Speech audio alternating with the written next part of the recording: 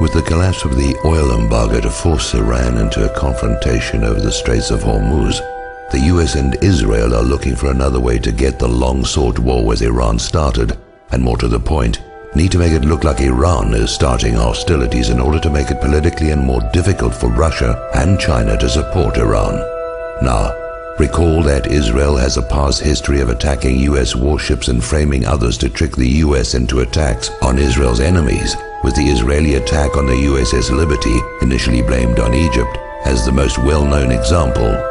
So here we have the USS Enterprise, the oldest carrier in the fleet, on her last legs, scheduled to be decommissioned next year.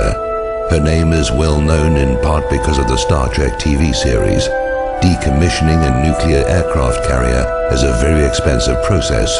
USS Enterprise is powered by 8 nuclear reactors, all of which must be disposed of as nuclear waste material along with all the associated machinery. The US Navy would save a great deal of money, more than the scrap worth of the steel, if USS Enterprise were to be sunk in the Persian Gulf, where the radioactive mess is someone else's problem to deal with. So why send an ancient warship at the end of a useful life into harm's way? The same reason Franklin Roosevelt moved a bunch of obsolete warships from San Diego to Pearl Harbor, while their newer carriers and warships were well away from Hawaii on December the 7th, 1941. Israel has 3 Dolphin submarines, given to her by Germany.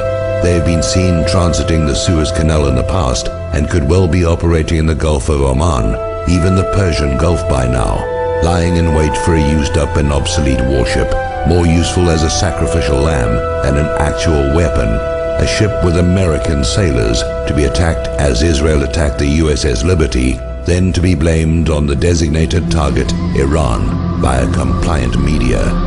If you agree with this analysis, please post this video everywhere you see this carrier story. If we can make them doubt a false flag will be believed, maybe they'll call it off.